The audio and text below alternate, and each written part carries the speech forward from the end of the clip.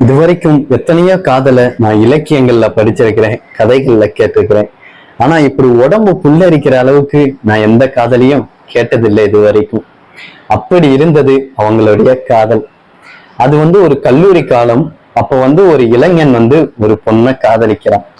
அந்த பொண்ணும் அவனை அவ்வளவு ரொம்பவும் காதலிக்கிறா. அவள் அந்த பொண்ணு அரண்மனையில வாழ்ந்தவ, இவன் திண்ணையில தூங்கி எந்திரிச்சு போறவன். ஆனா அந்த பொண்ணு இதெல்லாம் கண்டுக்கவே இல்லை சார். கண்ணு முன்னு தெரியாம காதலிச்சா எப்படி இருக்கும், அப்படி காதலிச்சா சார் அந்த பொண்ணு. கடைசி வரைக்கும் கண்ணு முன்னு தெரியாம காதலிச்சா. கவிதைய எழுதி எழுதி அவன் கொடுக்க அதை வாங்கி வாங்கி அவ படிக்கிறா.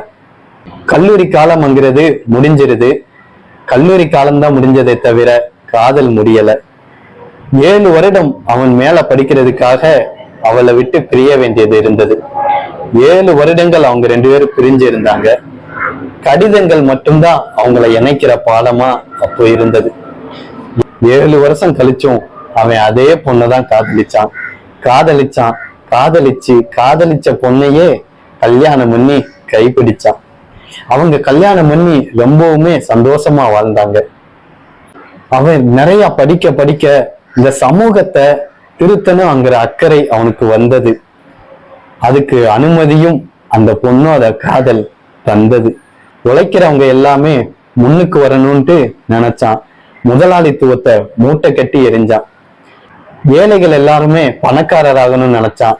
ஆனா அவன் வீட்டுல கூட பணம் இல்லை சார். வாழ்ந்தான், வறுமையிலேயே வாழ்ந்தான்.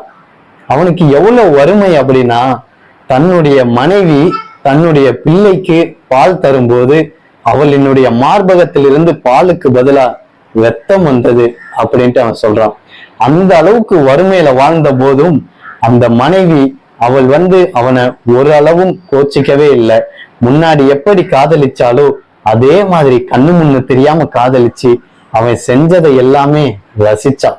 ஒரு நாள் இந்த உலகமே திரும்பி பார்க்கிற அளவுக்கு மூலதனம் அப்படின்ட்டு ஒரு புத்தகம் எழுதினான்.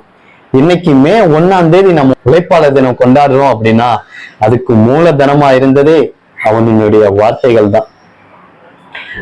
வறுமையிலேயே வாழ்ந்து வாழ்ந்து அவனுக்கு வயசாகுது, அவளுக்கும் வயசாகுது. அவளுக்கு ஏதோ ஒரு நோய் தொற்று வந்துருச்சு. சாகிற நிலைமையில அவ படுத்திருக்கிறா. அவன் அவளை பார்க்க போகும்போது யாருமே அவனை பார்க்க விடல. எல்லாரும் தடுத்து நிறுத்திடுறாங்க, நோய் தொற்று பரவிருன்னு சொல்லிட்டு. ஆனா அவன் முன்னாடி எப்படி இருந்தானோ அதே மாதிரியே இப்பயும் காகிதத்துல தன்னோட காதலை எழுதி